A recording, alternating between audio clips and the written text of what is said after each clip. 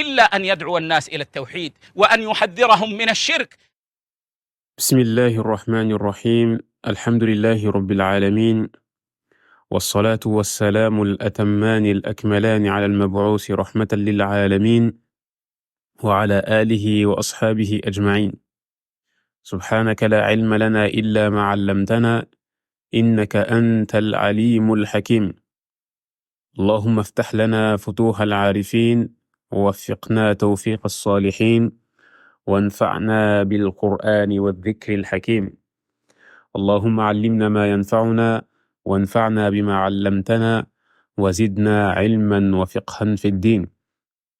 اللهم إنا نسألك علما نافعا ورزقا طيبا وعملا متقبلا.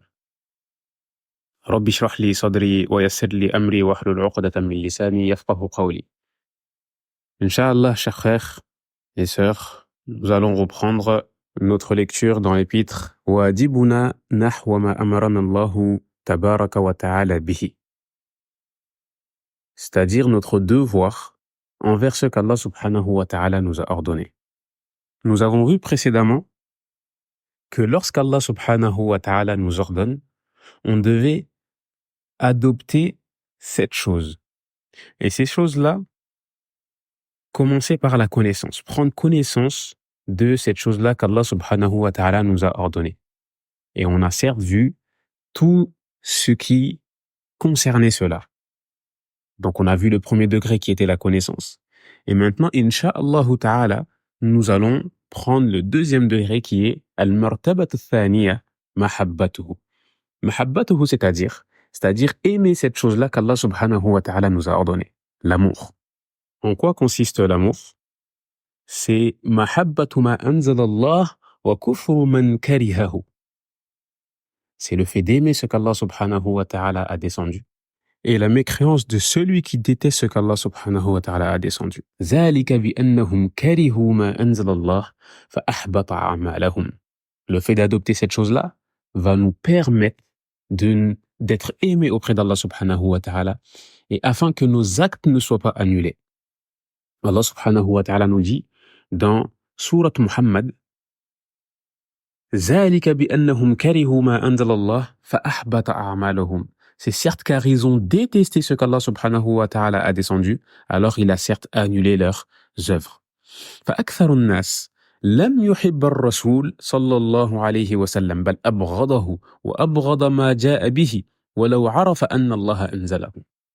Donc la plupart des gens, ils n'ont pas aimé le prophète sallallahu alayhi wa sallam, mais bien au contraire, ils l'ont détesté et ont détesté ce avec quoi il est venu. Même s'ils savent que ce avec quoi il est venu vient d'Allah subhanahu wa ta'ala. Donc on se doit de remplir nos cœurs de l'amour d'Allah subhanahu wa ta'ala et de ceux qu'il a descendus et de ceux qu'il nous a ordonnés. فيجب علينا أن نعمر قلوبنا بمحبته والمحبة سائق إلى كل خير. Et l'amour mène à tout bien. وداعية إلى كل فضيلة. Et aussi, elle amène tous les mérites. فقد قال عليه الصلاة والسلام. Et le prophète sallallahu alayhi wa sallam a dit ألا إن في الجسد مضغة إذا صلحت صلح الجسد كله وإذا فسدت فسد الجسد كله ألا وهي القلب. Et le prophète sallallahu alayhi wa sallam nous dit dans un hadith authentique, le hadith rapporté dans le Bukhari ou Muslim, rapporté par An-Nu'man bin Bashir, il dit certes il y a dans le corps un morceau de chair et certes si il est bon alors tout le corps suivra, mais si ce morceau de chair là est mauvais alors tout le corps deviendra mauvais. ولهذا ينبغي على المسلم أن يعمر قلبه دائما وأبدا بمحبة الله. Alors c'est pour cela que le serviteur doit remplir son cœur d'amour, de l'amour d'Allah subhanahu wa ta'ala, ainsi que l'amour du prophète Muhammad sallallahu alayhi wa sallam, ainsi que l'amour de ce qu'Allah subhanahu wa ta'ala a descendu, sa législation. ويعمل على تقوية هذه المحبة في قلبه وتوسيع مساحتها. Et on se doit d'œuvrer, de faire toutes les causes afin de renforcer cet amour-là de l'élargir. On doit aimer la prière, car Allah subhanahu wa ta'ala nous a ordonné de prier. On doit aimer le jeûne, car il nous a ordonné de jeûner le mois du Ramadan, par exemple. وَيُحِبُّ الْبِرَّ كَذَلِكَ وَالصِّلَةَ. Et aussi, on doit aimer le fait de renouer avec les liens parentés. Le fait de prendre des nouvelles de nos parents, le fait de prendre des nouvelles de nos tantes, le fait de prendre des nouvelles de nos oncles, et ainsi de suite. Et de nos enfants aussi. C'est dans les deux sens.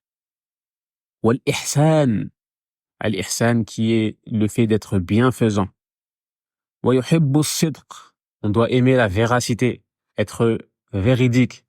Et ne pas oublier le prophète sallallahu alayhi wa sallam nous enjoint à être véridique. Il nous a énormément poussé, conseillé à être véridique. Et c'est même une obligation.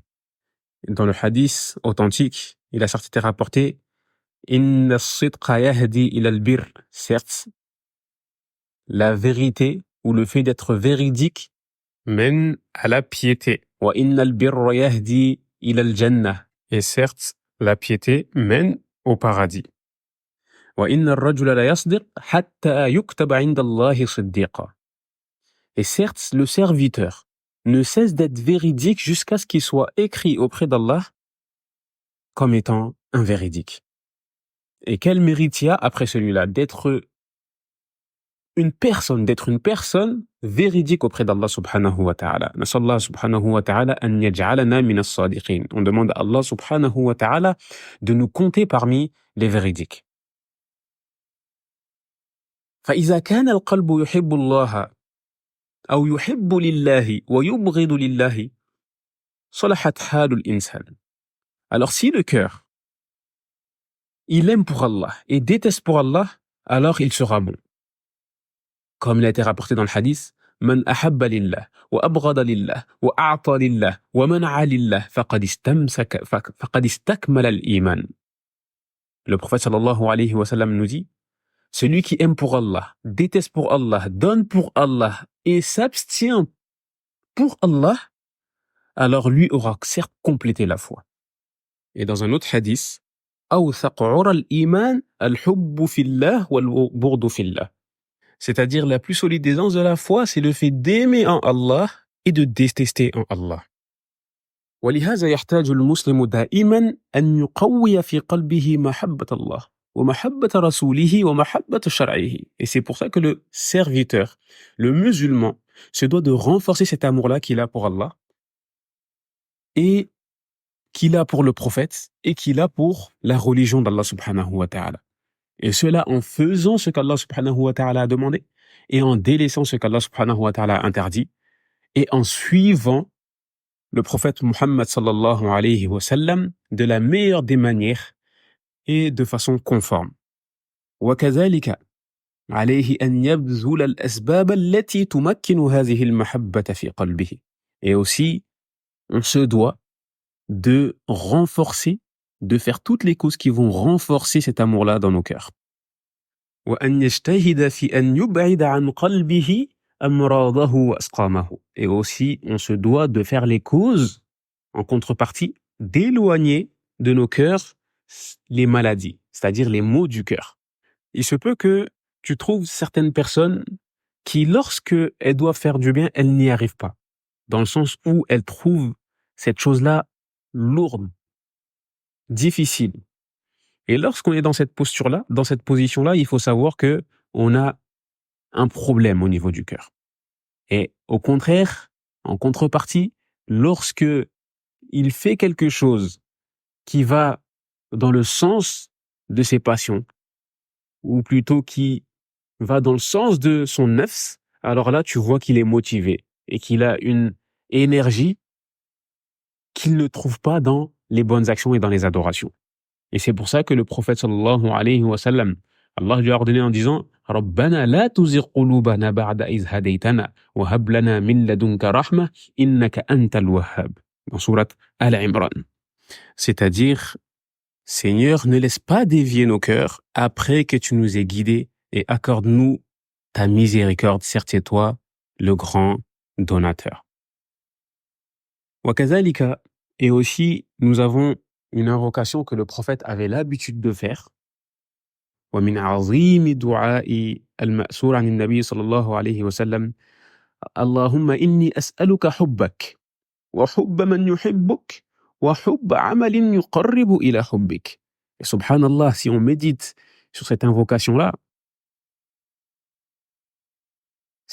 elle dit: Oh Allah, je te demande ton amour et l'amour de ceux qui t'aiment et l'amour des œuvres qui vont me rapprocher de ton amour. Allahu Akbar. فيدعو بها المسلم ويكررها في حياته. Donc cette invocation-là, on se doit de l'apprendre et de la répéter dans notre vie. Et de faire les causes afin de renforcer cet amour-là qu'on a dans le cœur pour Allah subhanahu wa ta'ala, pour son messager et pour sa religion. Cette dua-là, on la répète. Allahumma inni as'aluka hubbak wa hubba man yuhibbuk wa hubba amalin yuqarribu ila hubbik. Une invocation très très très importante. Puis, Cheikh Abdul Razzaq al-Badr nous dit: وإذا كان القلب محبا للخيرات أقبل عليها.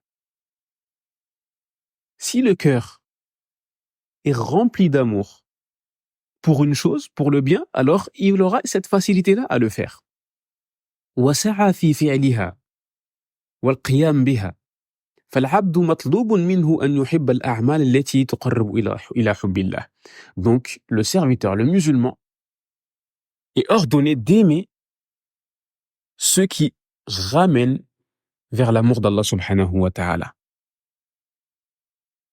Et on a un autre hadith qudsi qui dit: وَمَا تَقَرَّبَ إِلَيَّ عَبْدِي بِشَيْءٍ أَحَبَّ إِلَيَّ مِمَّا افْتَرَضْتُهُ عَلَيْهِ. Et mon serviteur ne s'est pas rapproché avec une chose plus aimée auprès de moi que ceux que je lui ai rendus obligatoires. C'est-à-dire, si tu veux être aimé auprès d'Allah subhanahu wa ta'ala, alors la première chose à faire, c'est le fait de faire ce qu'il nous a ordonné. Tawhidullah, la première chose. أول أمر في القرآن. Le premier ordre dans le Coran. Le fait d'unifier Allah subhanahu wa ta'ala, d'attester que Muhammad sallallahu alayhi wa sallam est son messager. Puis ensuite, nous avons la prière. Puis la zakat si on a atteint le seuil et qu'on est éligible. Puis le hajj si on a les moyens et la capacité physique et financière. Puis le jeûne du ramadan si on arrive et qu'on remplit les conditions. Et ainsi de suite. Et la suite du hadith, qu'est-ce qu'elle nous dit? وَمَا يَزَالُ عَبْدِي يَتَقَرَّبُ إِلَيَّ بِالنَّوَافِلِ حَتَّى أُحِبَّهُ. Et mon serviteur ne cesse de se rapprocher de moi avec les adorations surérogatoires jusqu'à ce que je l'aime. فَإِذَا أَحْبَبْتُهُ. Et une fois que je l'ai aimé, كُنْتُ سَمْعَهُ الَّذِي يَسْمَعُ بِهِ. Je serai son ouïe avec laquelle il entend. وَبَصَرَهُ الَّذِي يُبْصِرُ بِهِ. Et sa vue avec laquelle il voit. وَيَدَهُ الَّتِي يَبْطِشُ بِهَا. Et sa main avec laquelle il tend. وَرِجْلَهُ الَّتِي يَمْشِي بِهَا. Et sa jambe avec laquelle il marche. وَإِنْ سَأَلَنِي أو وفي رواية وَلَئِنْ سَأَلَنِي لَأُعْطِيَنَّهُ. Et s'il me demande, alors je lui donnerai. وَلَئِنْ اسْتَعَاذَنِي لَأُعِيذَنَّهُ. Et s'il recherche refuge auprès de moi, alors je le protégerai. Et le sens voulu de ce hadith, c'est qu'Allah subhanahu wa ta'ala va le raffermir dans son ouïe, dans sa vue, dans ses pas, dans tout ce qu'il fait, Allah subhanahu wa ta'ala va le dire. Et ici, incha'Allah ta'ala, on va voir 10 choses qui sont une cause pour atteindre l'amour d'Allah subhanahu wa ta'ala, pour être aimé auprès d'Allah subhanahu wa ta'ala. Premièrement, nous avons la lecture du Coran avec méditation. Qira'atul Qur'an bit-tadabbur wa at-tafahhum li ma'anihi. Avec méditation et le fait de comprendre ses sens. Deuxièmement, at-taqarrubu ila Allah bin-nawafil ba'da al-fara'id. فإنها توصله إلى درجة المحبوبية بعد المحبة. Ensuite, nous avons le fait de faire les actes surérogatoires après les actes obligatoires. Alors cela va faire que tu auras un amour encore plus que ce que tu as eu. Car dans le hadith, Allah subhanahu wa ta'ala dit au début que son serviteur ne s'est pas rapproché de lui avec une chose encore plus aimée que ce qu'il a rendu sur lui obligatoire. Et puis il dit, et mon serviteur ne cesse de se rapprocher de moi jusqu'à ce que je l'aime. Ou plutôt, ne cesse de se rapprocher de moi avec les actes surrogatoires jusqu'à ce que je l'aime. Donc c'est un amour encore au-dessus, un degré encore plus élevé. Troisièmement, dawamu zikrihi. Ala kulli halin bil lisani wal qalbi wal amali wal hal. Le fait d'être dans un zikr perpétuel. Dans un zikr perpétuel. Et parmi les fawaïd du zikr, j'en cite qu'un seul, c'est le fait que ça te facilite dans toutes les adorations. Il a certes été rapporté dans un hadith qu'un homme est venu voir le prophète sallallahu alayhi wa sallam et lui a dit « Ô messager d'Allah, certes, les actes religieux sont trop nombreux pour moi. Alors, guide-moi vers une chose qui va me faciliter. » Et le prophète sallallahu alayhi wa sallam lui a répondu que ta langue ne cesse d'évoquer Allah subhanahu wa ta'ala. Et ça, on le voit. On a juste à faire le test. Dis-toi dans la journée, tu vas faire énormément de zikr. Tu te réveilles, subhanallah, alhamdulillah, Allah akbar, subhanallah, bihamdi, subhanallah, azim. Tu le dis plusieurs fois dans la journée. Même quand il t'arrive quelque chose, au lieu de dire un gros mot, tu dis subhanallah. Au lieu de dire purée ou autre chose, quelque chose qui n'a pas de sens, tu dis subhanallah, Allahu akbar, comme le prophète sallallahu alayhi wa sallam faisait. Et tu verras que, en fait, tu seras toujours lié à Allah subhanahu wa ta'ala. Toujours tu seras lié à Allah subhanahu wa ta'ala. Et lorsque l'obligation va venir, comme l'heure de la prière, bah, tu vas t'empresser à cela. Ça sera beaucoup plus facile. Ensuite, nous avons le quatrième. Et c'est Isaru mahabbihi ala mahabbika inda ghalabatil hawa. C'est-à-dire, lors des passions, on fait passer ce qu'Allah subhanahu wa ta'ala aime avant ce que notre propre personne aime. Et le cinquième point, c'est le fait de méditer dans les noms d'Allah subhanahu wa ta'ala ainsi que ses attributs. Car celui qui connaît Allah subhanahu wa ta'ala de par ses noms et ses attributs, alors il l'aimera. Car plus tu vas connaître Allah subhanahu wa ta'ala, plus tu vas avoir peur de lui, et plus tu vas le craindre, plus tu vas être à même à faire ce qu'il t'a ordonné. Sixièmement, le fait de méditer dans les bienfaits qu'il a octroyés sur toi. Que ce soit les bienfaits internes ou externes.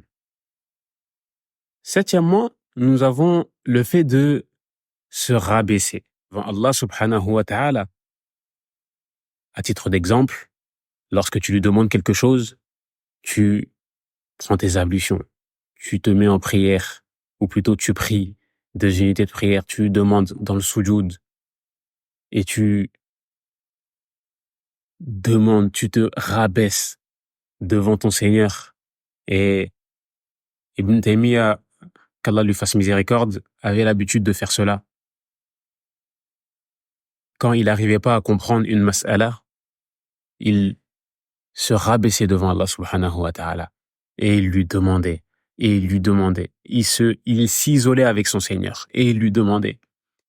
Il disait, oh, mu'allima Ibrahim allimni, wa ya mufahhima Sulaiman fahimni, oh toi qui as appris à Ibrahim, apprends-moi.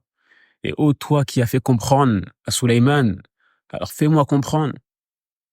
Et lui-même disait qu'après cela, les choses étaient plus facilitées, la mas'ala devenait plus facile pour lui. Le huitième, c'est le fait de s'isoler avec Allah subhanahu wa ta'ala lorsqu'il descend, et aussi le fait de lire le Coran, son livre, à ce moment-là, c'est-à-dire le dernier tiers de la nuit. Et aussi le fait de se tenir debout à ce moment-là et de prier avec la meilleure des manières, et en finissant avec al-istighfar et le repentir. Neuvième point, ou neuvièmement, mujalasatul muhibbin as-sadiqin. C'est le fait de fréquenter les personnes pieuses, le fait de rester avec les véridiques. Cela va faire que tu vas être attiré par ces nobles comportements, ces nobles caractères. Donc du coup, tu vas prendre d'eux. C'est une cause afin d'être pieux. Comme Allah subhanahu wa ta'ala dit وَاصْبِرْ نَفْسَكَ مَعَ الَّذِينَ يَدْعُونَ رَبَّهُمْ بِالْغَدَاةِ وَالْعَشِيِّ يُرِيدُونَ وَجْهَهُ وَلَا تَعْدُ عَيْنَاكَ عَنْهُمْ تُرِيدُ زِينَةَ الْحَيَاةِ الدُّنْيا وَلَا تُطِعْ مَنْ أَغْفَلْنَا قَلْبَهُ عَنْ ذِكْرِنَا وَاتَّبَعَ هَوَاهُ وَكَانَ أَمْرُهُ فُرُطًا. Et puis il finit en disant quoi وَقُلِ الْحَقُّ مِنْ رَبِّكُمْ فَمَنْ شَاءَ فَلْيُؤْمِنْ وَمَنْ شَاءَ فَلْيَكْفُرْ إِنَّا أَعْتَدْنَا لِلظَّالِمِينَ نَارًا أَحَاطَ بِهِمْ سُرَادِقُهَا. Ici Allah subhanahu wa ta'ala, qu'est-ce qu'il nous dit dans Surat Kahf? Fais preuve de patience, tout en restant avec ceux qui invoquent leur Seigneur matin et soir. Et quoi? Ils désirent sa face. Et que tes yeux ne se détachent point d'eux, c'est-à-dire ne t'écartent pas d'eux. Et subhanallah, surtout ne pas s'écarter d'eux si une erreur vient de leur part.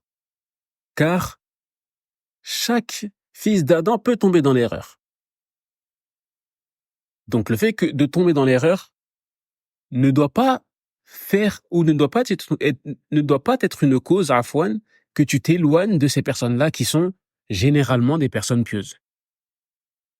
La suite du verset, il dit « Et ne te détache pas d'eux tout en cherchant la vie d'ici-bas.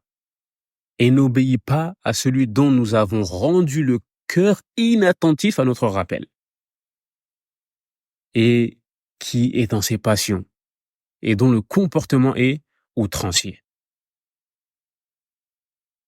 Puis dans le verset d'après, il dit « Ô Muhammad, c'est-à-dire, et dis la vérité venant de ton Seigneur. Celui qui veut, qu'il croit. Et celui qui ne veut pas, qu'il mécroit. » Ça, c'est la finalité. Man sha'a falyu'min wa man sha'a falyakfur. Le prophète sallallahu alayhi wa sallam est venu avertir et est venu aussi annoncer une bonne nouvelle pour ceux qui le suivent. Et au final, celui qui veut qu'il le suive et celui qui ne veut pas, qu'il ne le suive pas. Mais à la fin, qu'est-ce qu'il dit? Inna a'tadna lidh-dhalimina naran ahata bihim suradiquha. C'est-à-dire, nous avons préparé pour les injustes. Et quelle injustice plus grande que le fait de mécroire en Allah subhanahu wa ta'ala et de ne pas suivre le prophète Muhammad sallallahu alayhi wa sallam. Nous avons certes préparé pour les injustes un feu dont les flammes va les cerner. Et s'ils implorent, ils demandent à boire, on leur servira une eau comme du métal fondu qui va brûler leur visage. Bi'sa sharab. Bi'sa sharab wa sa'at murtafaqa. Et quelle mauvaise boisson. Et quelle détestable demeure. Ces versets-là, ils doivent nous faire méditer. Même si, alhamdulillah, on est des musulmans, et incha'Allah, nous sommes des croyants, on se doit de demander à Allah subhanahu wa ta'ala de nous raffermir. Et le prophète sallallahu alayhi wa sallam avait pour habitude de dire « Ya muqallib al-qulub sabbit qalbi ala dinik. Ya muqallib al-qulub sabbit qalbi ala dinik. » Ô toi qui retournes les cœurs, raffermis mon cœur sur ta religion. Et personne n'est à l'abri. Personne n'est à l'abri du fait de tomber dans la mécréance ou dans la bid'a ou dans autre. Et ces versets-là doivent nous faire méditer afin de s'éloigner de ce qu'Allah subhanahu wa ta'ala a interdit. Et en plus de cela, on se doit de, chacun à son échelle bien sûr, d'appeler à Allah. Si par exemple tu as un frère qui n'est pas musulman ou une sœur qui n'est pas musulmane, tu essayes de lui expliquer la religion de façon convenable, ce qu'Allah subhanahu wa ta'ala attend de nous, de les faire méditer dans ces signes, afin de les sauver de ce châtiment-là, qu'on ne veut pas pour ceux qu'on aime. Qu'on ne veut pas pour ceux qu'on aime.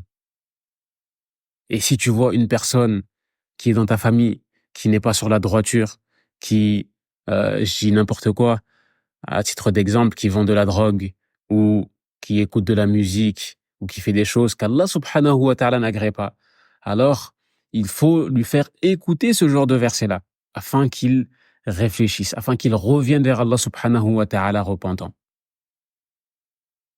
On va revenir, Inch'Allah, vers nos 10 points. Et d'ailleurs, on est arrivé au 10e. Et le 10e, c'est Muba'adatu kulli sababin yahulu bayna al-qalbi wa bayna Allah azza wa jal. C'est le fait de s'éloigner de toute chose qui peut se mettre à travers nous et notre Seigneur. Donc avec ces 10 points-là, celui qui les met en pratique aura l'amour d'Allah subhanahu wa ta'ala. Donc ça, c'était la partie qui concernait le fait d'aimer ce qu'Allah subhanahu wa ta'ala a descendu.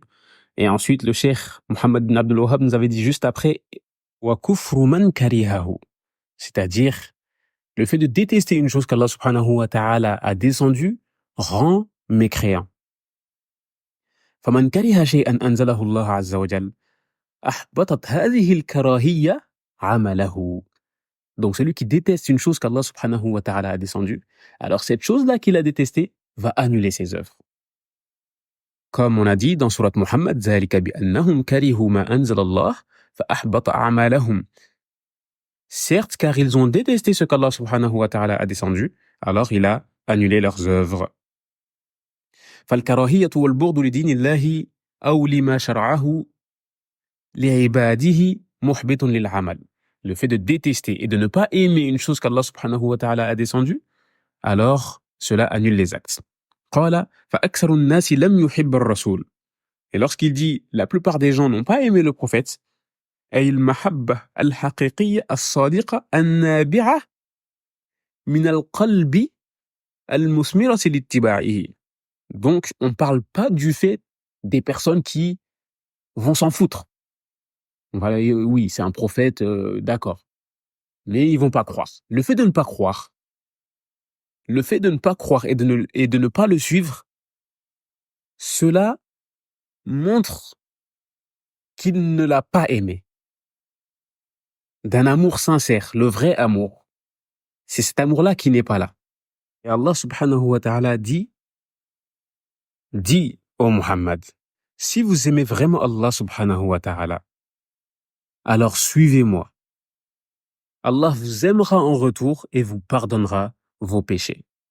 قُلْ إِن كُنتُمْ تُحِبُّونَ اللَّهَ فَاتَّبِعُونِي يُحْبِبْكُمُ اللَّهُ وَيَغْفِرْ لَكُمْ ذُنُوبَكُمْ. Allah dit cela car beaucoup de gens ont prétexté l'aimer, mais n'ont pas suivi le prophète sallallahu alayhi wa sallam. Et celui qui aime vraiment Allah subhanahu wa ta'ala, alors doit suivre le prophète Muhammad sallallahu alayhi wa sallam. Comme l'un des pieux prédécesseurs avait l'habitude de dire, لَيْسَ الشَّأْنُ أَن تُحِبْ وَلَكِنَّ الشَّأْنُ أَن تُحَبْ. Le plus important, ce n'est pas d'aimer, mais la chose la plus importante, c'est le fait d'être aimé d'Allah subhanahu wa ta'ala. أي أن يحبك الله وهذا لا ينال بمجرد الدعوة. Et cela, ou plutôt le fait qu'Allah subhanahu wa ta'ala t'aime, c'est ça le plus important. Et atteindre cet amour-là ne va pas être concrétisé par ton amour que tu as pour lui. Car même les mécréants à l'époque du prophète Muhammad sallallahu alayhi wa sallam adoraient Allah, aimaient Allah. Mais cela ne les a pas fait rentrer dans l'islam. Et on va finir sur une parole d'un sha'ir qui dit تعصي الإله وأنت تزعم حبه هذا لعمري في القياس شنيع لو كان حبك صادقا لأطعته إن المحب لمن أحب مطيع. C'est-à-dire tu désobéis au Seigneur tout en prétextant l'aimer. Certes, cela n'est pas une chose logique. Certes, si ton amour avait été véridique, tu l'aurais suivi. Car celui qui aime une personne le suit. Inch'Allah ta'ala, on va s'arrêter ici et reprendre Inch'Allah ta'ala la prochaine fois avec le 3e degré. Fa subhanaka Allahumma wa bihamdika ashhadu an la ilaha illa anta astaghfiruka wa atubu ilayk. Wassalamu alaykum wa rahmatullahi wa barakatuh.